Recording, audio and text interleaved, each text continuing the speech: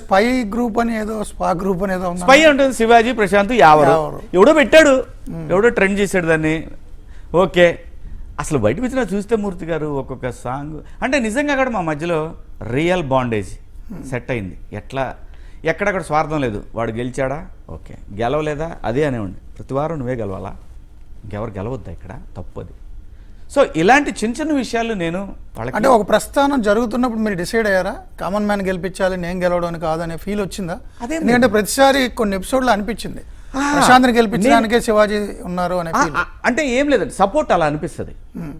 Support అలా అనిపిస్తుంది. మిగిలిన మీ హౌస్ మేట్స్ కూడా అదే అనేవారు. వాళ్ళు అనేవాళ్ళు. కాకపోతే ఏంటంటే నేను ప్రొటెక్ట్ చేయడం నాకు ఇష్టం. ఎవడన్నా వీక్గా ఉన్నాడు అనుకోండి, అంటే మాట్లాడలేని స్థితి. వీక్ అంటే ఆ కుర్రాడు వీక్ కాదు, వాడు చాలా స్ట్రాంగ్. కంటెస్టెంట్లందరిలోకి స్ట్రాంగ్ మెంటాలిటీ, స్ట్రాంగ్ గేము అన్నీ ఉన్నాడు వాడు వీక్ కాదు. వాడికి ఉన్న వీక్ ఏంటంటే నేను కామన్ మ్యాన్ నుంచి వచ్చాడనే ఒక ఫ్యాక్టర్ అందరికి వీక్గా అనిపించింది.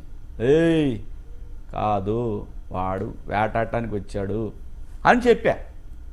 సో అక్కడి నుంచి నేను వాడిని ఏమైనా అనాలంటే ఈయన వస్తాడు మళ్ళీ అనే ఫీలింగ్ ఒకటి క్రియేట్ చేసాం వాడ. ఎందుకు వాడి గేమ్ వాడు ఆడాలనేది నాకు అప్పుడు ఎప్పుడైతే కలర్ టాస్క్ జరిగిందో వాడు హౌస్ మేట్ అయ్యాడో హౌస్ మేట్ క్యాప్టెన్ అయ్యాడు. ఇంకా వదలొద్దు వీడిని, వీడి దగ్గర చాలా టాలెంట్ బయటికి రావాలండి. ఎవడు గెలుస్తాడని జనం చెప్పాలి. కానీ ఆ తర్వాత యావరు జంప్స్ అండి పిల్లలిద్దరు బయట నుంచి. అంటే ఒక కామన్ మ్యాన్ కేటగిరీ నుంచి ఆల్మోస్ట్ యావరు కూడా అంతే, ఒక మోడల్ కేటగిరీ నుంచి వచ్చాడు. మంచి పిల్లలు, హానెస్ట్గా ఉన్నారు. బయట ఎలా ఉన్నారో నాకు అనవసరం. అది ఆ గేమ్ దగ్గరకు వచ్చారు. ఆ గేమ్కి ఏంటంటే బిగ్ బాస్ ఆట అనేది ఒక